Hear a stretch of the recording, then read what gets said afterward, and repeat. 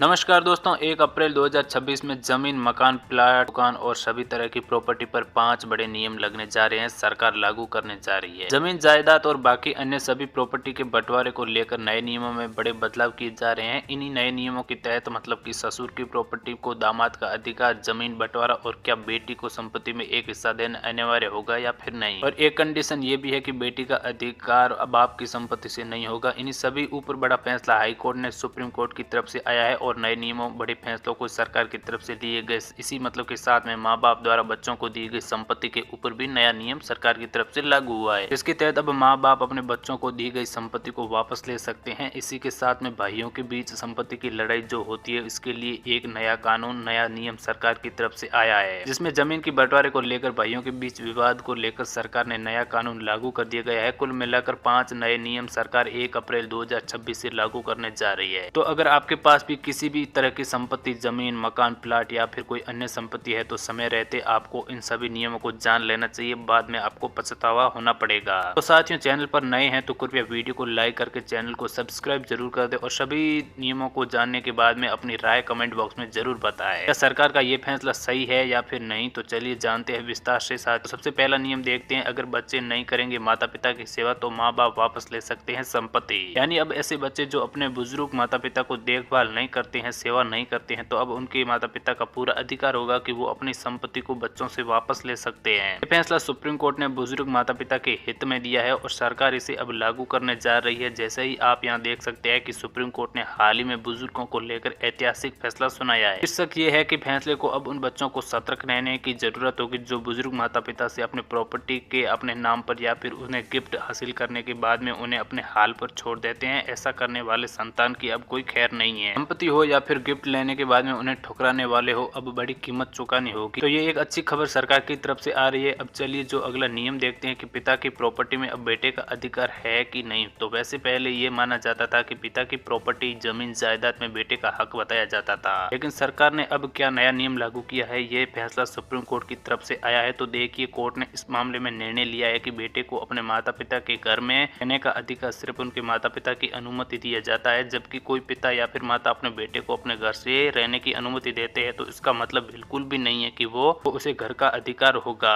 माता पिता संपत्ति अधिकार बिगड़ने पर, जाने की कोई लड़ाई या फिर विवाद हो जाए तो बेटे को अपने माता पिता की मर्जी पर घर से अलग कर सकते हैं। यानी अगर माँ बाप उसे बेटे को घर में रखना चाहते हैं तभी वो बेटा अपने घर रह सकता है। हाई कोर्ट ने कहा है कि अगर माता पिता अपनी कमाई से घर बनाते हैं तो उनके बेटों को इसी घर पर कोई अधिकार नहीं होता है, फिर चाहे वो शादीशुदा हो या फिर शादी के बिना भी क्यों नहीं हो। अगला नियम सरकार की तरफ से लागू किया गया है कि वो भाइयों के बीच संपत्ति के बंटवारे को लेकर पहले क्या होता था कि